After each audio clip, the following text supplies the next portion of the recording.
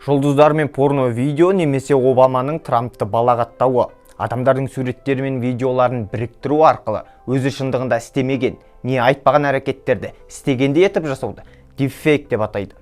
Дипфейктің не екенін, неге қауіпті екенін және біз мұндайда не істей алатынымызды қарапайым сөзбен түсіндіріп көрейік.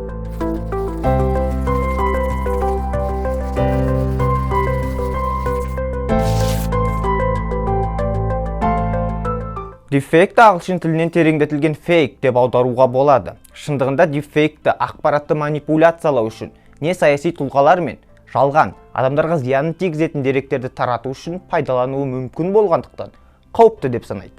Бірақ Диптрейс зерттеуіне сай, қазір дипфейк видеолардың 96% порно видео, қызығы олардың 99% жұлдыздардың қатысуымен өтеді. Немесе келесідей жағдай. Үндістандық журналистің саяси көзқарасын ұнатпайтындар оны порно видеоға қатысқандай дипфейк видео жасаған. Бұл осылайша әлеуметтік желіде қудалау мен алалауды күшейтуі мүмкін.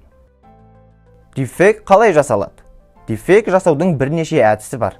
Бірақ ең көп тарағаны бет әлпетті өзгерту техникасын қолдана отырып, терең нейрондық желілерді пайдалану. Алдымен сізге дипфейктің негізі ретінде пайдалану үшін бейне қажет болады. Содан кейін өзгерткіңіз келген адамның бейнеклиптер жиынтығы керек. Алайда дипфейк тек видео ғана емес, аудио да болады. Яғни алаяқтар дауысты да өзгертіп, басқа адамның атынан сөйлеуі мүмкін.